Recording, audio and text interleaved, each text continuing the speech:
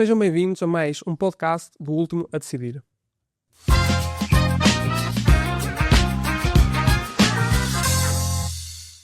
Hoje recebemos Hugo de Souza, uma das vozes mais ativas em Portugal quando falamos de inovação, inteligência artificial e novas formas de trabalhar. O Hugo foi Head of Innovation na Capita e na Bearing Point, liderou a transformação digital no turismo de Portugal e é professor de inovação na BICE Business School, em Londres. Hoje é fundador da MarsShot, uma empresa de IA que ajuda organizações a transformarem-se muito mais rápido do que é normal, e também um dos rostos do movimento Vibe Coding em Portugal, uma abordagem que promete mudar a forma como construímos os produtos, serviços e tomamos decisões. Hugo, para quem não te conhece, como é que te descreverias em poucas palavras? Isso parece aquela pergunta do psicólogo, não é? Quem é que tu és? E eu até hoje não encontrei a resposta, mas em poucas palavras eu acho que sou alguém que ama estar vivo, pá, sou extremamente curioso e inquieto, e obviamente que só podia trabalhar em tecnologia, porque tecnologia é novo todos os dias, traz-nos esta frescura permanente. Portanto, eu sou uma pessoa que gosta de resolver problemas de forma criativa, acho que é assim que eu me identifico, que não me fico pelo não, às vezes ponho ainda não, quando as coisas não são possíveis, e como eu comecei por dizer, sou alguém que adora estar vivo e explorar o desconhecido, e é isso que nós precisamos, e claramente tinha que trabalhar em tecnologia e inovação, porque é aí que me sinto-me confortável ou desconfortável. E como é que começou este teu percurso, até chegares aqui a esta questão do Vibe Coding? Epá, Mesmo lá atrás. Tinha que voltar 242 anos atrás da minha vida, não é? Eu acho que as pessoas da minha geração, nos anos 80, acabaram por entrar na informática, ou porque tinham um pai que já trabalhava na área, ou um vizinho. Eu fui aqueles do vizinho. Eu tinha um vizinho que era engenheiro eletrotécnico, portanto próximo da informática, e quando chegou a altura de escolher a minha opção no ensino secundário, eu pensava que também ia para a eletrotecnia. Ele disse-me, não, já mexia no computador dele para desde os meus 10, 11 anos. Ele era pai de um amigo meu, basicamente. E ele disse-me, Hugo, vais para a informática porque no futuro estragou, vai para o lixo. Ninguém vai reparar motherboards e EPROMs e isso. Esta recomendação que ele fez à minha família ditou a minha entrada na informática do ponto de vista profissional, porque programava a brincar em BASIX e mexia em tudo na altura, para Commodore Amiga, Schneider, Zero, PC2, coisas que nem disco rígido tinha. Porque tu antes, para pôr um jogo, tinhas que saber algumas coisas tecnicamente falando, e depois aquilo era desafiante, porque às vezes não funcionava. Mas foi assim que eu entrei. Fast forward, acabei por estar numa escola profissional de informática. Sabia programar profissionalmente, eu diria, com 18 anos. Por sorte, fui a uma entrevista para uma multinacional, também com 18 anos, e entrei como administrador de sistemas e programador, o verdadeiro full stack à moda antiga. Tinha especialidade de cidade, servidores Novell, servidores Unix, programar, fazer helpdesk. Apercebi-me que a carreira de tecnologia era interessante, mas se eu soubesse de gestão, melhor ainda. Portanto, fui estudar. Então, tirei informática, tirei gestão e pus um sonho na cabeça, que é ser CIO, Chief Information Officer, ou diretor de informática à moda antiga. E atingiu bastante cedo. Portanto, encontrei uma consultora, como te disse, como no fundo IT Manager. Depois que veio a crise das .com, aquilo fechou em Portugal. Portanto, estive na Arthur D. Little, na Avenida da Liberdade, em Lisboa. Acabei por ter uma pequena empresa de Managed Services, na altura este nome nem existia, e um dia convidam-me para fazer o projeto de fusão de 4 centros de dados, daquilo que é hoje o Turismo Portugal, que é a entidade que gera o turismo em Portugal. Fiz esse projeto, correu muito bem. O administrador precisava de sangue novo para levar aquilo para a frente, e acabou por me convidar para diretor de sistemas de informação, que era o meu sonho. Tinha 27 anos. 27 anos de diretor de sistemas de informação, com um budget superior a 5 milhões, em 2007. Era o sonho de qualquer pessoa, em particular eu. Depois também tirei pós-graduação em gestão de sistemas de informação, iniciei o mestrado também em gestão de sistemas de informação, portanto tinha tudo ultra fresco. Era o gajo que mandava na informática, mas sempre com uma visão de negócio. Estavas a cumprir o teu sonho já? Estava a cumprir o meu sonho. Aos 27? Aos 27. O que me levantou problemas mais à frente, que é 3 anos depois, so what, não é? A tal minha curiosidade. Qual é o novo sonho? Qual é o novo sonho? Por isso é que eu digo, a minha vida são várias seasons. Portanto, ok, já estive na parte de engenharia de redes, de engenharia de desenvolvimento de software, já sou o gajo que manda nisto, o diretor de informática, não é? Voltei para a consultoria, para ajudar clientes em transformação digital. Fui para aquilo que hoje se chama de Inetum, ou antigamente era a GFI. Fui liderar essa área. Novamente aí apercebi-me que inovação é diferente de transformação. Foi quando saiu o livro do Eric Ries, o Lean Startup, a Bíblia dos Empreendedores. Fui de férias para Marrocos, levei o livro e foi um erro tremendo, porque li e disse, você tem que me despedir. Tenho que criar a minha própria empresa e havia um problema na altura que era a falta de programadores. E criei talvez a primeira escola de código, por assim dizer, em Portugal em 2014, numa altura que havia muito desemprego, chamava-se Alpha People, depois veio a Academia de Código e a 42 e o Lewagon. Pá, e em 2 anos, com uma parceria com a Microsoft, tirei do desemprego quase 200 pessoas. Como? Ensinando a programar. Não eram engenheiros de software, mas eram programadores.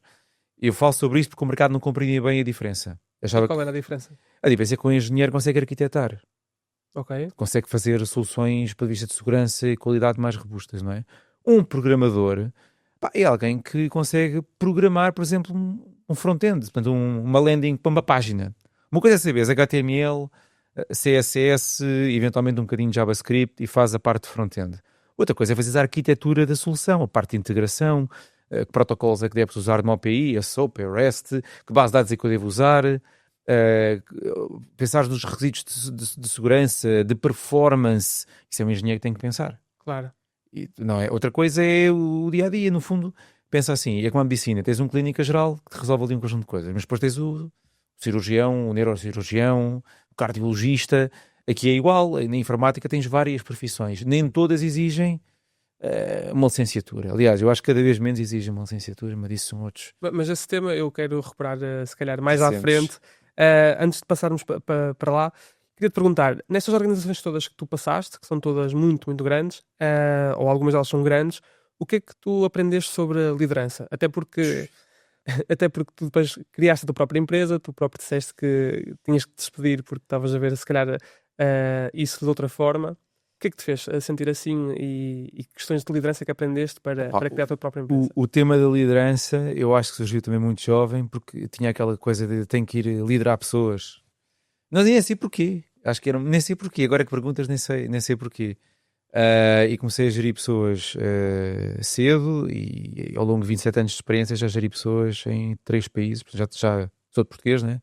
Geri pessoas em Portugal, geri pessoas na Irlanda, onde trabalhei, geri pessoas no Reino Unido, onde trabalhei na maior empresa, que é a Capita.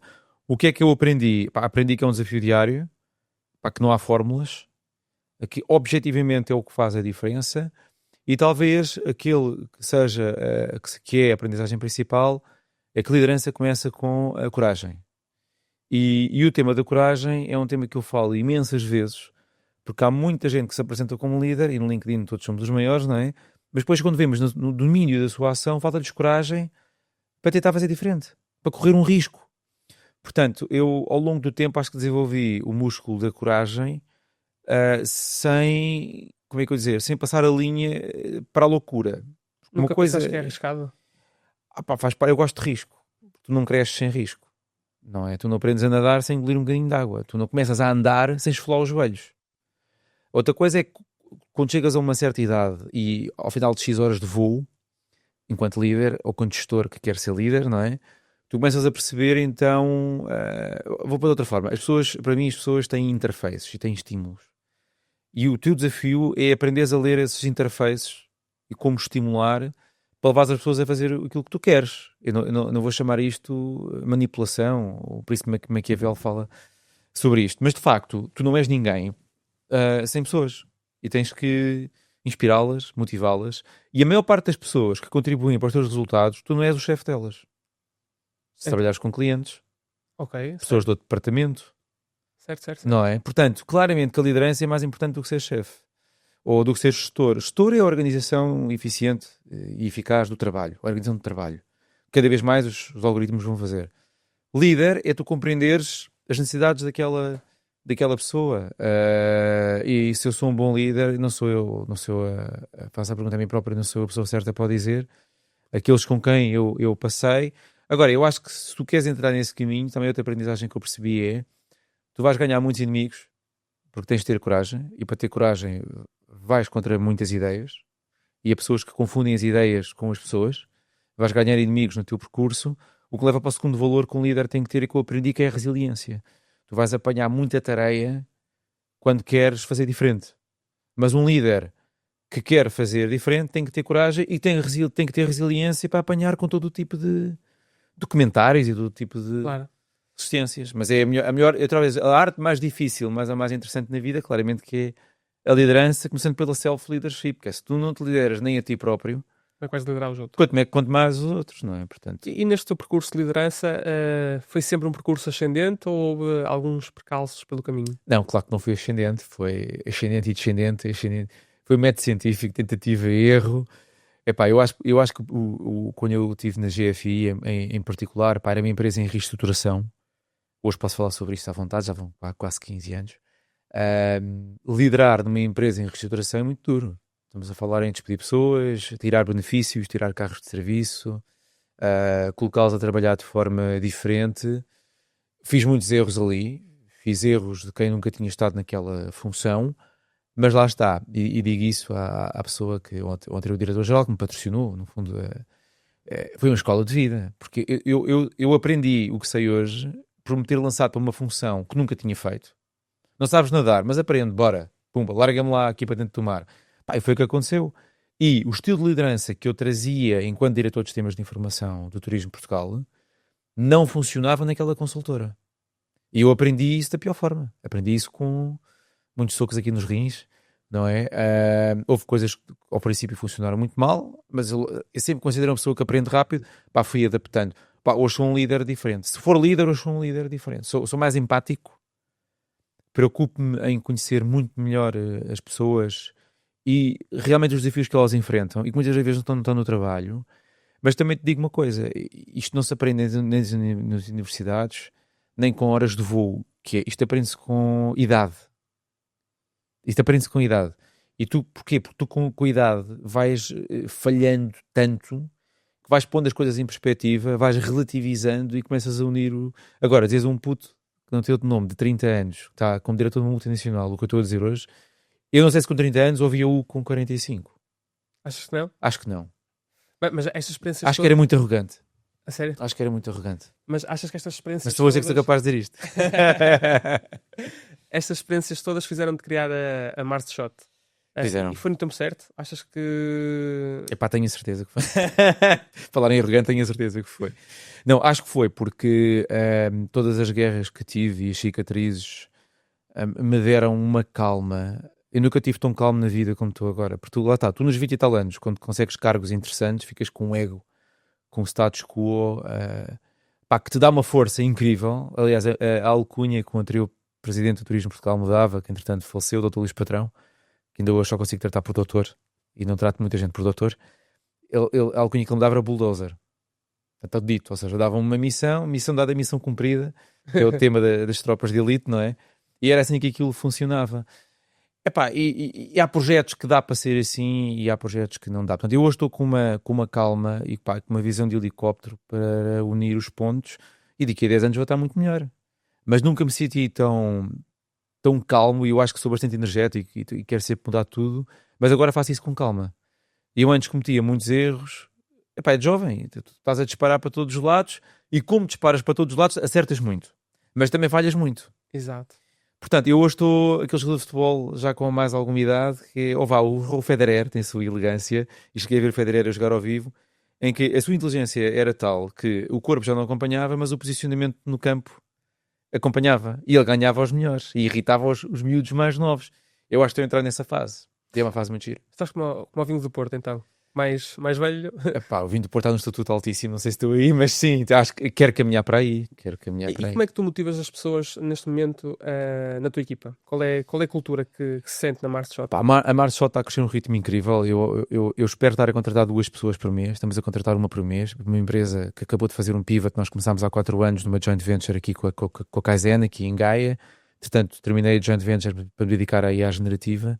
E as pessoas que nós hoje temos, somos 6 full-time e vários que não são full-time, mas é como se fossem. O estudo de liderança é simples, é basicamente dar-lhes liberdade para eles fazerem as coisas como eles acharem que devem fazer, cometerem os seus próprios erros e, acima de tudo, é um incentivo permanente a usem as novas ferramentas, que aliás nós hoje estamos aqui a falar. Sim, Pá, sim. usem tudo o que está de novo, aprendam rápido o que é que funciona e não funciona. Pá, e é muito giro ver. Eu não tinha entrevista a 2 miúdos a dizer que tiveram entrevistas em outras empresas. Obrigavam-nos a ir para o escritório, obrigavam-nos a usar ferramentas do século passado, muito hierárquico, e um disse-me assim, epá, eu não quero ir para uma empresa grande, e eu, mas então porquê? Porque eu nunca falaria com o CEO como estou a falar agora. Portanto, se tu fores alguém que é próximo, pá, que dá liberdade, mas pedindo a responsabilidade, que pede novidade, pá, se pagares obviamente o salário que as pessoas querem receber, tu estás a dar às pessoas para crescerem. Também há pessoas que não querem crescer. Sim, sim. E eu não quero essas. Eu quero pessoas que são parecidas comigo no sentido em que querem liberdade com responsabilidade. E são essas que eu procuro. E tipicamente emparelho bem com essas pessoas. Certo? Até porque tens uma equipa pequena e os melhores têm que entrar. Sim. Não é só bulldozers, mas... É pequena em quantidade, é grande em qualidade, não é? E hoje em dia, e tu sabes isso, não é? O unicórnio que agora se procura é a empresa de uma pessoa e que é unicórnio. Certo, e tem-se falado Fala-se cada vez muito sobre mais, isso, não é? mais nisso. Aliás, eu acho que as empresas rápidas estão, de certa forma, a absorver as empresas lentas neste processo. E é incrível perceber que nos últimos anos empresas pequenas como a WhatsApp, com 20 pessoas, criaram negócios tão grandes, e até esta empresa Lovable, de Vibe Coding, com tão poucas pessoas, está a chegar a 200 milhões de euros, né? Em menos de 2 anos. Acredito que seja... Sim, o Lovable é um bom exemplo e usaste o chavão, o buzzword o Vibe Coding. O Vibe Coding, para quem nos está a ouvir, é a capacidade de nós desenvolvermos software sem ter que aprender a desenvolver software. E o termo foi cunhado, salvo erro, dia 4 de fevereiro deste ano, quando o ex-chief AI da Tesla faz um tweet a dizer que basicamente tu pensas ou tu sentes vibe, não é? Simplesmente fazes, não há fricção nenhuma, e não havendo fricção para desenvolver software, tu abraças o exponencial. Ou seja, tu hoje em dia consegues fazer software à velocidade do pensamento. Tu, com uma prompt em bom português, faz-me um site para uma campanha de marketing, aqui para um stand de automóveis em segunda mão, na zona do Porto. Dás um enter e 3 minutos depois tens uma primeira a versão. O Lovable é talvez a empresa mais conhecida do momento, porque foi a empresa que na história da humanidade mais depressa chegou a 100 milhões de receita anual recorrente. E eu andava a dizer isto nas várias keynotes que dou, e ontem fui dar uma keynote a Cáceres, e quando estou a atualizar os slides vejo um post no LinkedIn a dizer que já chegaram aos 200 milhões de Annual Recurring Revenue. Portanto, nunca uma empresa escutou rápido aos 100 milhões e nunca uma empresa escutou rápido aos 200 milhões. Para termos uma noção, e alguns que estão a ouvir se calhar também acham que quando diz coding é um termo para engenheiros informáticos. Não, estamos a falar da capa da Forbes, Lovable na capa da Forbes. Vibe Coding a ser discutido no Wall Street Journal, no The Economist, porque isto muda o paradigma da transformação digital. Qual é o paradigma atual? É lento, é caro, as pessoas do negócio não conseguem falar com as pessoas de informática, do IT, há uma guerra permanente. Ora, se esta fricção agora desaparece, pá, de repente é possível transformar com muito menor risco, porque é de risco que se trata. Eu já não quero projetos de milhões que estão prontos daqui a 2 anos, eu quero projetos pequenos que estão prontos daqui a meia hora. Mas isto é uma mudança de mentalidade muito grande. Em primeiro lugar, as pessoas não acreditam, têm que ver. Depois, acham que pequeno não é bom nem prestigiante. Depois, há uma mentalidade também do gestor português que eu para ser um bom gestor, tenho que ter muitas pessoas debaixo da minha responsabilidade. E tu hoje fazes muito com poucas pessoas. Estruturas mais lean. Mais lean, portanto, tipo, como é que é? Less is more. Estamos claramente no less is more, mas é uma mudança de mentalidade. Por isso é que nós temos academias na Mars Shot, e antes de falar da Vibe Coding, eu para executivos falo do Vibe Thinking. Antes disso, né? É o Vibe Thinking. O que é que muda na forma de decidir, na forma de investir? Trazendo exemplos de outras empresas, o que é que elas estão a fazer? E se tu reparares naquele gráfico dos Magnificent Seven, dos 7 magníficos, está lá Apple, Nvidia, Microsoft. Epá, estas empresas não chegaram ao nível de faturação que têm e de avaliação, e ultrapassou-se agora o $1 trillion company, não é? Não é apenas porque fazem software, há muita empresa que faz software. Veja o caso da IBM. Onde é que está a IBM neste momento? E onde é que estava há 25 anos? E havia uma frase que era: nunca ninguém me despedido de comprar IBM, porque IBM era o apogeu da tecnologia. Agora não é. O que é que mudou nestas empresas, nos 7 magníficos? Foi o mindset. Não é? A forma de pensar. Pá, e há um livro que eu recomendo a toda a gente, que é o Carrega no Refresh, ou Hit Refresh, do Satya, o CEO, o terceiro CEO da Microsoft, que ele diz: passamos de uma empresa de we know it all, empresa narcisista, arrogante, não é? O cliente vem cá e nós vamos pensar se lhe vendemos ou não, para uma empresa que quer aprender tudo sobre o cliente. O Satya conseguiu mudar uma empresa com 300 mil, 400 mil pessoas, que já agora devem ter um ego brutal, são dos melhores profissionais do mundo, para uma empresa humilde que quer aprender todos os dias o que é que deve fazer amanhã. E mudares um petroleiro deste tamanho, pá, é difícil, e o Satya conseguiu fazer isto. Por isso que ele agora disse, inclusive, pá, passar a 30% do código que nós fazemos já é feito com Vibe Coding. Ou com IA. A própria Microsoft diz isto. E atenção, é o CEO da Microsoft a dizer isto, não é o CTO da Microsoft a dizer isto. Há gestor em Portugal que não deva compreender o que é isto. quem não compreender isto não vai ficar para trás, já está para trás. Mas isso que tu falas das sete magníficas, eu por acaso há uns dias atrás vi um gráfico do SP500 em que mostra a trajetória ascendente, que é normal, ou seja, ao longo dos anos vai sempre aumentando, e em correlação a essa trajetória ascendente do próprio SP500 temos as ofertas listadas de trabalho nos Estados Unidos. Só que nos últimos 2 anos, 1 ano e meio, nota-se que essa correlação já não é a mesma. Ou seja, nota-se que o SP500 continua a aumentar e o número de ofertas de trabalho continua a descer. Tu achas que vai haver uma menor oferta de empregos a nível global? Eu acho que vai haver uma oferta menor em todas as tarefas que podem ser feitas por tecnologia ou por um LLM, não é? Por um modelo de linguagem, por uma IA, como agora se diz, não tenho a menor dúvida. Mas também começamos a ver uma coisa gira, que é profissões novas. Estamos a falar da criação destrutiva, que é um termo também já cunhado há bastante tempo, é um livro que fala sobre isso. Sempre surge uma disrupção, há cadeias de valor ou partes de cadeias de valor, profissões que desaparecem. E há muitas outras que são criadas. Há aquele caso daquela grande empresa que fazia recolha de cadáveres de cavalos nas estradas dos Estados Unidos. Estradas. Não eram bem estradas, mas pronto, eram estradas. E que de repente surge o automóvel e essa empresa hoje é a maior funerária do Reino Unido. Dos Estados Unidos. Portanto, passaram de recolha de cadáveres, de cavalos, já não há cavalos. Converteram-se. E hoje são a maior funerária, portanto mudaram o tipo de carne que trabalham, não é? Mas tu tens, hoje procura-se Vibe Coding Engineer. O que é isto? O que é isto? E estás a ver também que pessoas que dominam a IA são muito mais bem pagas. E tu já vês certamente os Product Managers agora, o AI Product Manager, que se está a pagar $500 mil, fora o joining bonus. Para vires aqui para a empresa, recebes $100 mil, $200 mil. Tipo a jogador de futebol, a jogador da bola, não é? Certo. Com ordenados incríveis, porque uma pessoa que abraça a IA e tira partido disto tudo, vale por 10. Óbvio, tem que receber um salário por 10. Exatamente. Portanto, o incentivo aqui tem que ser pela positiva. E o que é que eu vejo em muita empresa portuguesa? Proíba-se a IA na organização. Proíbe, não é? Proíbe-se. É perigoso. E o que é que as pessoas depois fazem? Porque nós, os portugueses, como é que é? Não nos governamos nem nos deixamos governar. Dizia um general romano quando esteve cá. Povo estranho. Mas tens apanhado outras empresas que estão a aproveitar esta onda? Cada vez mais. Eu acho que estamos agora polarizados. Vejo muita proibição e vejo muito entusiasmo também do outro lado. E onde é que vês mais proibição? Nas grandes empresas? Nas reguladas, claramente que sim, e nas que, por natureza do métier, do que eles fazem, são pouco digitais. E como são pouco digitais, a administração não compreende tecnologia e vê como um custo e um mal necessário. Portanto, proíba-se. E, sinceramente, o pior inimigo da inovação neste momento é o diretor de informática, é o CTO. Eu sou CTO, posso dizer mal.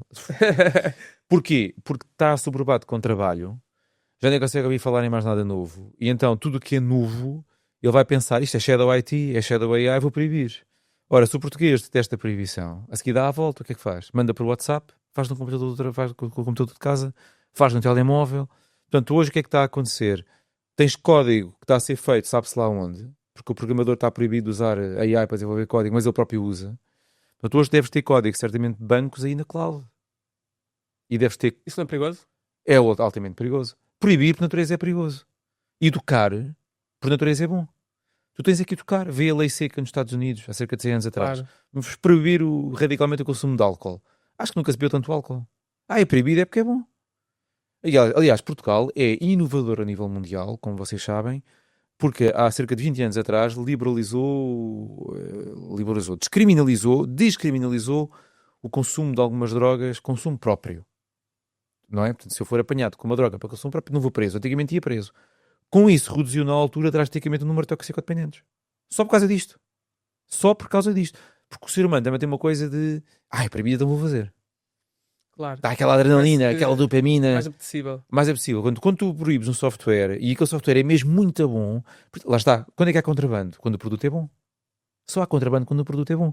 E eu falo com empresas que dizem assim, nós aqui temos que usar o Copilot, tudo o resto está fechado. Mas nós não usamos o Copilot. E eu pergunto porquê? Porque eu gosto mais do ChatGPT, mas não digo a ninguém, mas eu faço tudo no ChatGPT. Telemóvel pessoal. E depois mando tudo por Gmail, por WhatsApp, telemóvel pessoal. Estamos neste momento, é um momento, é normal, é um momento de transição e nas empresas onde não há CTO, porque há muitas, ou seja, temos PMEs, PMEs se calhar 30, 40, 50 pessoas, onde não há essa figura, mas há se calhar outras figuras, equipas de marketing, por exemplo, que se calhar podem olhar para isso. Achas que são essas que vão crescer mais rápido? Porque aí há menos regulação interna? Não consigo dizer isso. Sei que essas. Aliás, há uma coisa transversal a todas. Eu nunca vi toda a gente na administração e direção entusiasmada com um tema tecnológico. Aliás, eu acho que IA já não é um tema tecnológico. IA já entrou no léxico dos gestores. As universidades em Portugal, nos últimos 15 anos, vendeu-se cursos executivos como nunca. Acho que é uma nova oferta que correu muito bem. Todas falam sobre inteligência artificial. O governo fala sobre inteligência artificial. Os grandes investimentos agora nos Estados Unidos, quando o Trump anunciou aqueles 500 bis, o tema do data center agora também cá em Portugal. Portanto, há um entusiasmo muito grande, o que faz com que as pessoas não negócio queiram explorar a IA. E ainda bem, porque como eu disse, o principal retrator de inovação é o diretor de informática. Neste momento que é o diretor à moda antiga. O CTO à moda antiga está condenado, não há hipótese, porque ele traz a inovação. Eu por lá percebo, manter a casa a funcionar é muito duro. Mas tens que ser bimodal ou ambidestro. Tu tens que cuidar do que tens e pensar no futuro. Os que conseguem fazer isto vão conseguir. Agora, onde é que eu estou a ter mais sucesso? Na Mars Shot.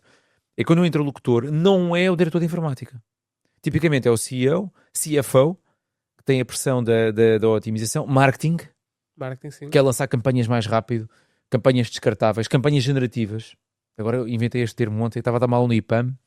Inventei não sei se inventei, marketing generativo, que é uma campanha que tu lanças, já fazes de forma generativa e ela corrige-se ela própria. Portanto, imagina, fazes um A/B testing, aquilo não funcionou, o modelo percebe e corrige-se ele próprio e ele próprio lança uma campanha automaticamente com o human in the loop em que tu dizes, ok, é isto. Tens de ter a possibilidade de criar landing pages muito rápido. Mas a malta do marketing, como é extremamente agora criativa, pede isto, não é? A to Z. A to Z. E ele é que faz. E não chega, se calhar tem que ser um alfabeto cirílico ou o que for. Sim. É mesmo exponencial. Eu quando ponho a falar disto não me calo, já nem durmo, não é? Tal como tu, não é? Portanto, não, este tema é fantástico. Abraça do exponencial, é o que dizia o Chief AI da Tesla, não é? Não, aliás, tu falas disso e é fácil perceber porque é que isto entra no léxico dos grandes gestores, porque na prática até o próprio CEO ou o CFO numa prompt de 3, 4 minutos consegue ter alguma coisa funcional que ele próprio idealizava. Ainda bem que perguntas isso. Eu tive uma reunião, e agora é um cliente, com um CFO na casa dos, entre os 60 e os 70 anos de idade. E fiz-lhe uma demonstração de vibe coding com o Lovable para um produto para a área financeira, que já agora é uma área que tem muito a ganhar com isto, que é muito trabalho manual. Exatamente. Como eu costumo dizer à minha contabilista, eu não quero demonstração de resultados, eu quero recomendações. Eu não quero a conta de exploração, eu quero recomendações. Não tenho tempo, automatize.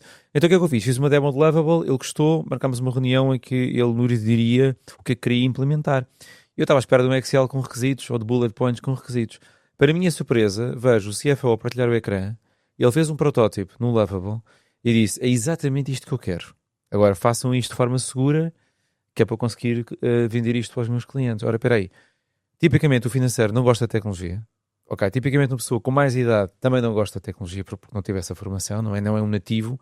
E quando tu vês uma pessoa da área financeira entusiasmadíssima, como nós os dois estamos, a mostrar o brinquedo que fez, tu dizes assim, isto é um game changer, isto vai mudar tudo. Portanto, um líder de qualquer área neste momento, que é verdadeiro líder e é curioso, quando conhecer isto, basta 10 minutos de demonstração, vai dizer, fogo, preciso usar isto, já. Certo, não, porque, sei lá, pelo caminho nós tivemos estas aplicações diferentes, como PowerPoint, só que mesmo quando o PowerPoint sai, tu podes fazer uns slides bonitos, melhor que no Paint, mas tens de ter ali algum tempo, algum trabalho, tens de ter ali a parte da criatividade. Esta questão do vibe coding, na prática, atalha muito destas etapas, porque na prática é só pensar o que tu estavas a falar há pouco, que era o vibe thinking, não é? Vibe thinking, é o que vem antes até do vibe coding. Aqui a única questão depois que eu queria te perguntar é, ok, criamos estes protótipos e até criamos algumas coisas funcionais. Em termos de segurança, como é que depois passamos do protótipo para a produção? Excelente pergunta. Neste momento, com uma fricção no estado de desenvolvimento, tens que ir a montante para os requisitos e tu deves usar a IA também para perceber o que é que eu devo fazer. Eu digo sempre, tu não queres fazer 50 relatórios em Power BI, tu queres descobrir qual é o relatório certo. Tu não queres fazer 50 features, tu queres saber qual é a feature certa, a funcionalidade certa. Portanto, a ênfase agora é na parte de discovery. O que é que eu devo fazer? Eu em inglês dizia, como é que era? Get the right idea and then get the idea right. Não é?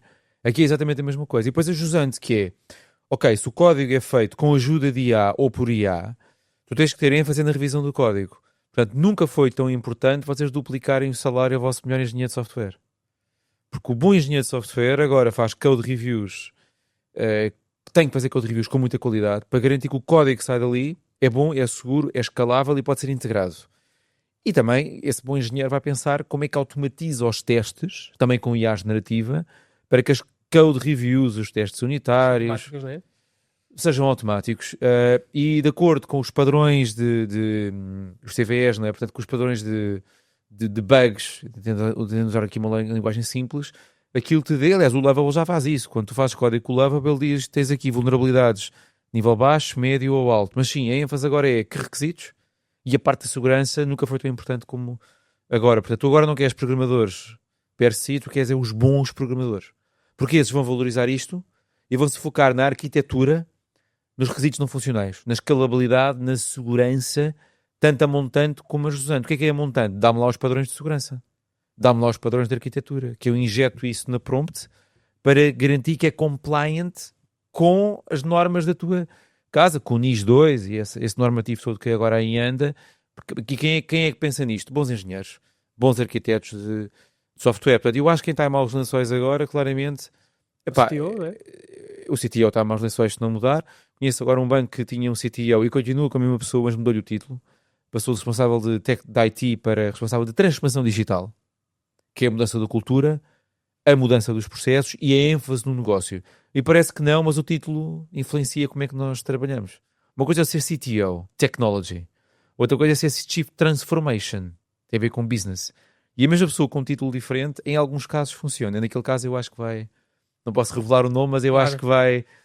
Portanto, a ênfase agora é business. 200% business. Tudo Ok? orientado para o negócio, não é? Tudo orientado para o negócio, sem esquecer, é importante dizer isto, ter bons engenheiros na componente de segurança para garantir que as coisas são feitas. Como diz um amigo meu, que é diretor de segurança da Isar Aerospace, Francisco, se estiveres a ouvir, que ele tem uma pergunta fantástica que é: porquê é que tu queres travões maiores no teu carro? Faz ali a pausa dramática e ele diz: para andares mais rápido. Travões melhores, para andares mais rápido. Isso é uma excelente analogia. É brutal. É brutal. Travões em cerâmica, ventilados e não sei o quê. Para que as travões tão grandes? Para andar mais rápido. Agora, se tu queres andar mais rápido, sem rever os teus travões, eram aqueles Fiat Uno Turbia e Punto GT à moda antiga que desapareceram Correu todos. mal. Correu mal. Os carros não andam aí. As pessoas foram contra... Aquilo não virava, nem travava. E o problema que tu agora tens é o entusiasmo vai-te levar a fazer muita coisa e a cometer muitos erros. Portanto, tens de ter guardrails. É um termo bastante... Os guardrails para, Não é? eu acelero a insegurança. Ou então vais ter, permita uma expressão muito aborrada, por aí, e tu não queres ter problemas de segurança, de fuga de dados. Portanto, todo o investimento em marketing, em branding, vai desaparecer no dia que tu tiveres um problema e de repente passas do entusiasta criativo para o maluquinho que estragou isto tudo e vai demorar tempo a recuperar dessa... Agora, mais vale seres alguém que tem coragem, falaste de liderança e bem, do que alguém que a medo não faz nada. Ou então, não, eu vou ser seguidor...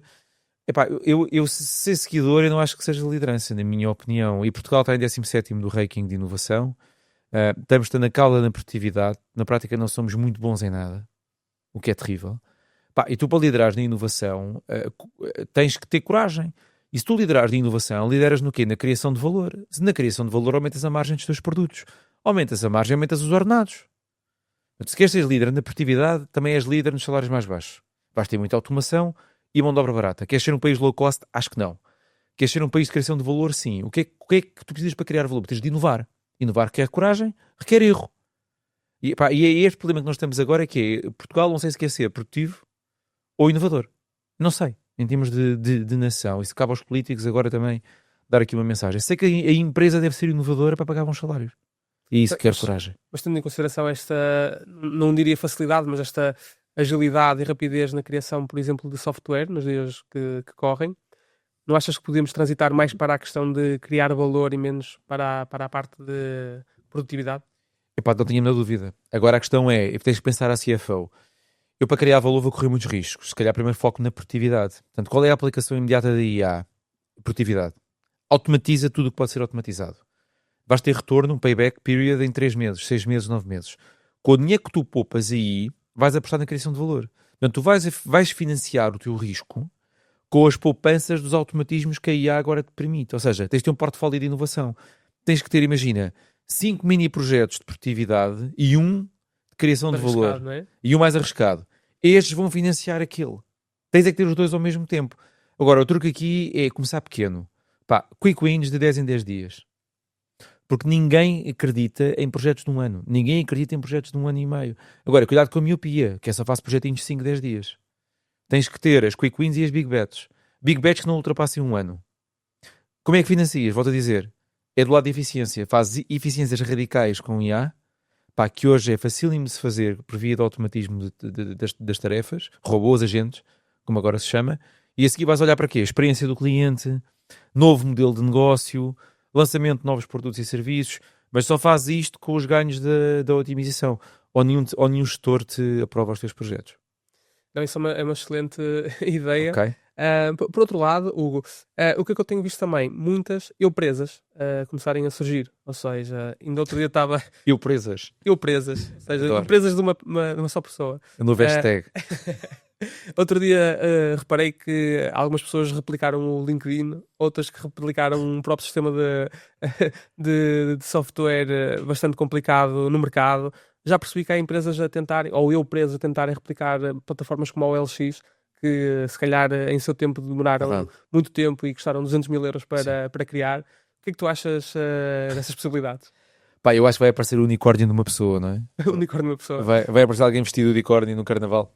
Ninguém leva a mal, mas agora a sério, vai mesmo aparecer ou ficar lá próximo. Já deste o exemplo do WhatsApp, que eram, já não me lembro, 20, 30 pessoas e foi vendido por bis, não é? Ou seja, a receita por cabeça é na casa dos milhões, não é na casa dos 30 mil euros, 25 mil euros ano, como tu tens em Portugal. Só que isso eram outliers, eram casos que de forma ad hoc apareciam, e eu acho que vais ter muito isso, até porque se pensares muito nos negócios assentam no digital, pá, e hoje com um comando tu copias um site. Com um comando tu copias um site, ok? Ou o essencial de um site, o que nos leva também para os temas da segurança e dos deepfakes mas sim, isso vai acontecer. Mas falar nisso, ontem, vai acontecer. estes dias, a Google lançou o Gemini 3.0. Há 2 dias, salvo erro. Porque, pronto, para quem está a ouvir este tema do vibe coding, tem sido muito rápido. Estamos nisto desde fevereiro, mais ou menos. O que é que acontece? Existia sempre aquela questão de o user experience ou a interface do website que estamos a criar não ser a melhor das melhores. Era fraquinho. Era fraquinho. Entretanto, a Google voltou com uma ferramenta nova e replica qualquer site que exista por aí apenas com uma prompt. É um copy-paste da moda antiga, né? Tu antes copiavas fecheiros copy-paste, agora copias sites em copy-paste.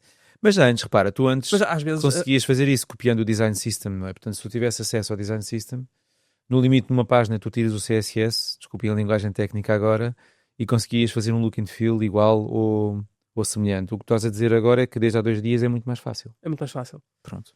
Mas, por exemplo, não há muitas empresas que o próprio modelo de negócio ou a sua vantagem competitiva era a própria forma como entregavam esse valor através de software ou através de um site ou através de uma subscrição, por exemplo. Não, mas Isso aí fica mais fácil. não fica. Agora estás a falar da área de product ou de product management, não fica. Eu falo disto porque Não fica mais uns fácil. dias surgiu alguém que replicou uma empresa de assinaturas, que me está a falhar agora o nome, o DocuSign.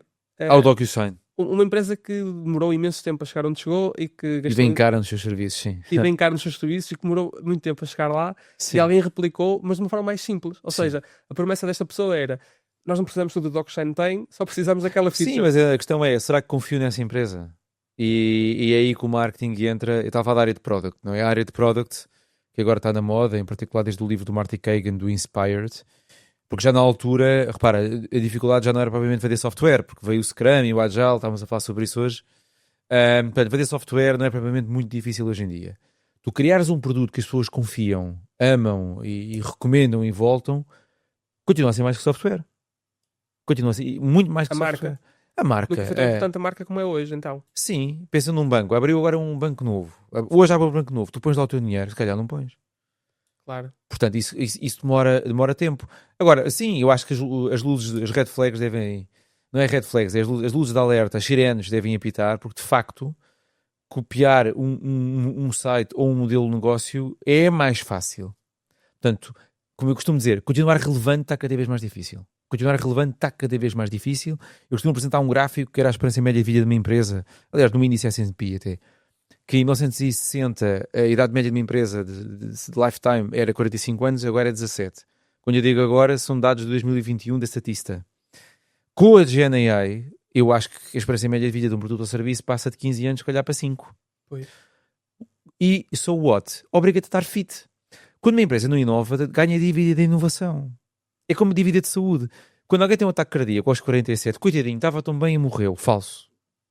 Chama-se dívida de saúde. Deixou de treinar, deixou de se alimentar bem e aquilo não era visível até que foi visível o resultado da empresa. É igual, chama-se dívida de inovação, ok? Mais do que melhoria contínua. Mais do que ganhos de eficiência, não é? A Nokia foi muito eficiente até ao fim. Era super eficiente a fazer telemóveis, mas não apareceu com um novo modelo de negócio. A MTV há 2 semanas anunciou o fecho dos canais de propagação, disseminação de videoclipes. Video kill da Radio Star, streaming kill da Video Star. Exato. Não é? Eu fiz uma canção nova com isso. Exato. A minha voz não dá. Mas repara, se a MTV vai fechar os canais, não é? Pá, é um alerta que ninguém está imune. E às vezes precisamos destes exemplos recentes, não é? Basta estar atento. Agora, o que é que a tua organização tem que ter? Tem que ter, se calhar, uma parte da casa que está a olhar para amanhã e a experimentar e a falhar rápido e barato. E outra parte da casa que até é fugente à inovação, porque é aquela que paga os salários. Tu tens que ter uma vertente de failure is not an option. Isso que tu falas... E uma vertente failure is the option. Certo. Tens de ser ambidestro. Uma parte inova e uma parte opera. Tens de ter os dois, não é um ou. Agora, é muito difícil seres uma empresa inovadora per si. E o Jim Collins explica isso no livro Good to Great, que estudou as empresas que se mantiveram de liderança há mais de 10 anos, independentemente do líder. E é duro. Agora, vê a valorização da Apple, que é por aqui que tu medes a criação de valor. Apesar do Steve Jobs ter saído, apesar de, a meu ver, os telemóveis, os smartphones serem praticamente a mesma coisa, já não vou mudar de iPhone agora, certamente, aquilo continua lá em cima. Portanto, a inovação deles, em termos de marketing ou de branding, eu não me vejo com outro smartphone. E tem tudo da Apple. E eu dizia mal da Apple. Portanto, é brilhante, não é? Agora, como é que tu consegues isto? É muito mais que tecnologia. Isso que tu falas é interessante, mas se nós olharmos para o setor dos serviços, ok? Tendo em consideração que estamos a falar de LLMs e tendo em consideração que elas permitem não só linguagem, mas também a parte de automatização, tu não achas que a longo prazo o setor dos serviços vai encurtar muito? Ou seja, vamos ter quem cria LLMs, quem cria inteligência artificial e quem as recebe. Neste caso são produtos físicos. Quem as aplica, não é? Quem está no meio, ou seja, antigamente tínhamos bancos que tinham vários balcões espalhados pelo país. Agora, ouvi recentemente um podcast estes dias de um diretor desses bancos que dizia que nunca na vida um cliente foi tantas vezes ao banco por mês. Porquê? Porque vai na aplicação. E ficamos sem muitos balcões. Ouviste o Afonso do BPI, talvez, fosse fazer até essa. Sim. Ou seja, cada vez menos os serviços podem ser mais automatizados e, na prática, podem ser melhor otimizados também, não é? O que é que tu achas que vai acontecer com todo o setor de serviços, tendo em consideração a inteligência artificial? Acho que se vai reinventar e vai apostar cada vez mais na experiência, porque o fator de diferenciação claramente vai ser a experiência de cliente. E é nas pequenas coisas. Eu dou um exemplo. Ainda esta semana eu falava com um banco que é meu banco e também sou fornecedor desse banco, não posso dizer qual. E estava-lhes a dizer que, claramente não devem estar preocupados com o IA. Eles devem estar preocupados com a experiência do cliente. E vou dizer-vos porquê. Eu enviei 3 e-mails à minha gestora de conta. Passaram 7 dias e ainda não obtive resposta. E é isto que mina uma relação. Mas ele não me ouve. Não é? E é gestor de conta, não é? E ao nível da app, costumam ter problemas na app. Eu compreendo que os problemas existem, também são de informática. Agora, eu não posso ter que ir 15 vezes à app de manhã, a ver se aquilo já está a funcionar. Ora, se eles sabem que eu fui lá e tem uma mensagem de desculpe, eles têm que me enviar uma notificação automaticamente a dizer já está a funcionar. São pequenos pormenores que eu até aceito que a app não funcione.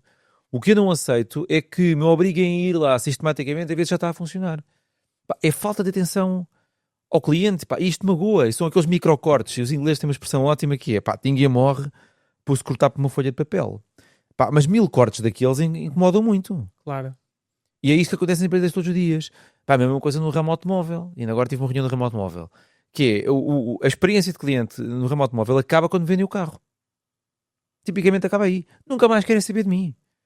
Faço anos, não me ligam a dar os parabéns. Não me dão... não me convidam para um test drive. E é a segunda compra mais cara de qualquer pessoa. Isso é uma compra de vida, não é? Não só do B2C, mas do B2B também é uma compra importante. E vale a pena falar de IA para automatizar a contabilidade e os RH vale. Mas vale muito mais a componente de experiência de cliente e de humanizar a experiência de cliente. Pá, que é muito transacional. E se eu já posso comprar um carro online e configurar um carro online, pá, qual é o fator de diferenciação de um concessionário? Pá, dá que pensar.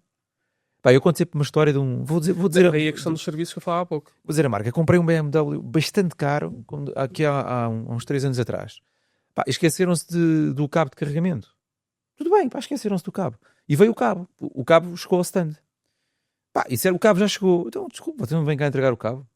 Os senhores é que se esqueceram do cabo. Não, senhor, eu tenho que vir cá. Você está a gozar comigo. Então, um carro de 100 mil euros. Eu é que tenho que ir buscar o cabo.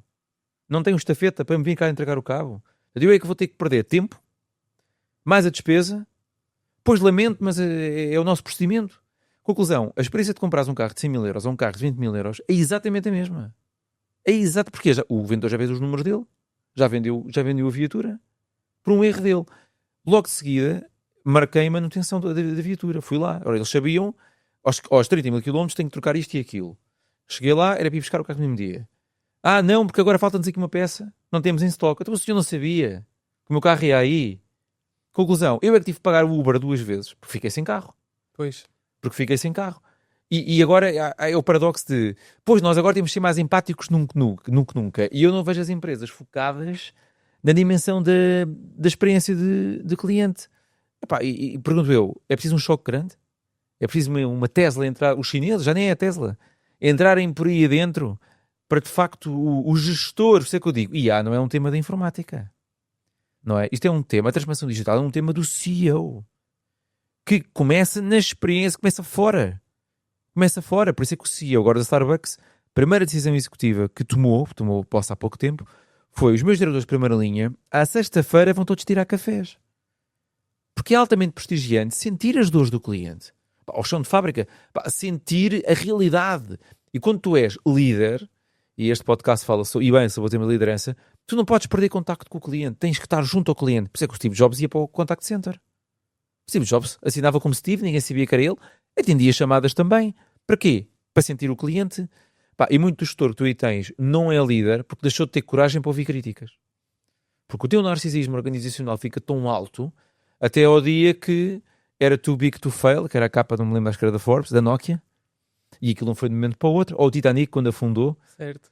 que vocês viram um filme, não é? Alguém disse, está ali um iceberg, ninguém acreditou. Não. E comentários como, nem Deus afunda isto. Até que uma coisinha tão pequenina como um iceberg, e não afundou de um momento para o outro. É que as empresas não morrem de um momento para o outro. As empresas definham, é devagarinho, trabalha as margens, de repente layoffs, de repente não pode haver aumentos salariais, pá, e é triste. E a culpa é de quem? Pá, é da liderança.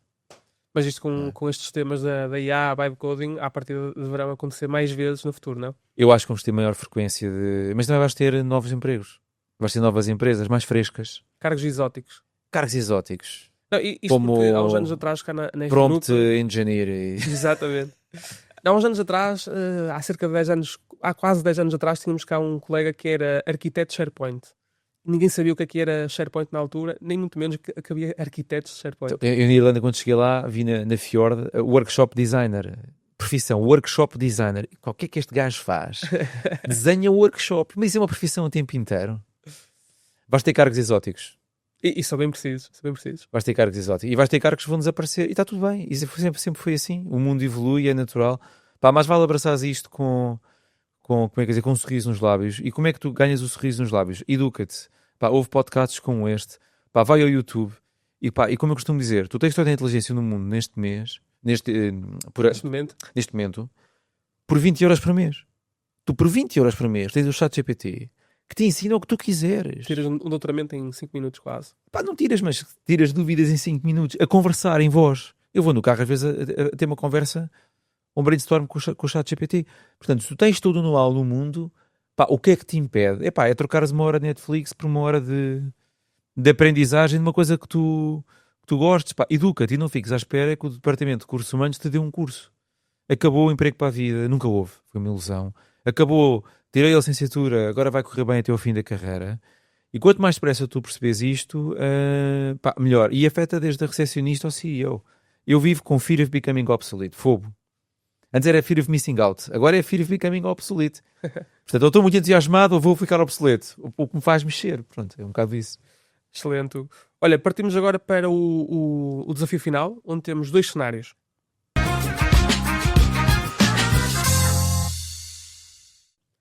Cenário 1.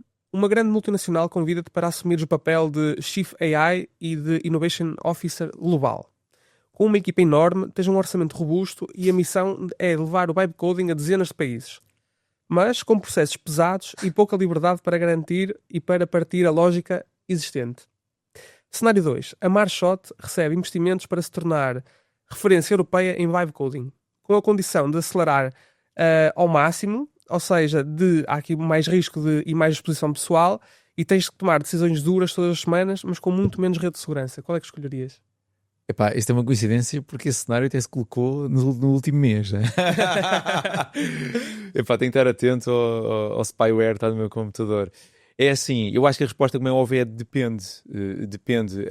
Aquilo que eu mais valorizo é a liberdade.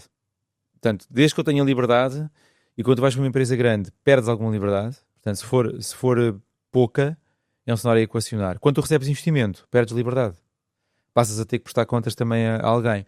O meu fator de decisão neste momento é a liberdade. Porque eu não inovo sem liberdade. Mas eu tenho que ter liberdade para falhar e meter dinheiro em apostas que não funcionaram. O que é que eu estou mais inclinado? Claramente fazer crescer a Marshot. Por isso é que eu chamei isto como uma consultora de nova geração. Porque eu acredito mesmo que o mercado da consultoria... Aliás, O boutique de AI? as Big Four já disseram, o nosso negócio em 5 anos vai desaparecer. Portanto, eu acredito que a Marshot é uma consultora de nova geração e acredito que, se calhar, daqui a 5 anos, que os 5 anos são 50, não é? Pá, nós podemos ser mesmo algo muito grande, não tem que ser em número de pessoas, mas na qualidade da nossa proposta de valor, na receita que nós, obviamente, teremos e nas margens, porque nós usamos a AI também para tudo, e gostaria que o cenário fosse esse. Pois, a partir daí, vender ou entrar noutra grande, pá, logo se vê. Sei que me preocupa é sempre o dia seguinte, que é, vou ter liberdade ou não vou ter liberdade? O ativo que eu mais valorizo na minha vida, e digo ao meu filho, porque ele tem 16 anos, é pá, Duarte, a coisa mais importante tens na vida é a tua liberdade. Eu começar pela liberdade financeira, que é, podes escolher se vais à Tasca ou se vais ao melhor restaurante aqui do Porto.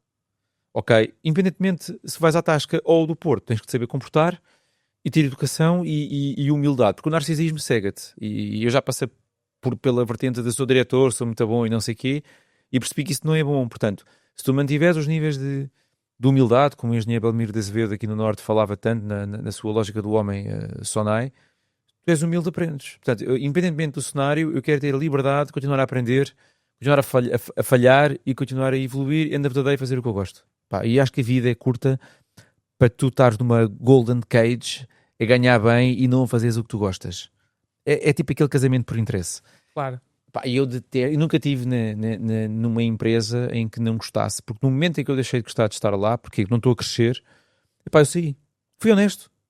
E acho que a honestidade em qualquer relação é fundamental. Em particular no emprego. Porque estás-te a penalizar a ti e um conjunto de pessoas, já estás ali só por causa do salário e porque tens medo de sair, porque vais perder a escola dos filhos e não sei o quê. A verdade é que se não saíres, tens dívida de inovação e vais pagar a fatura mais tarde.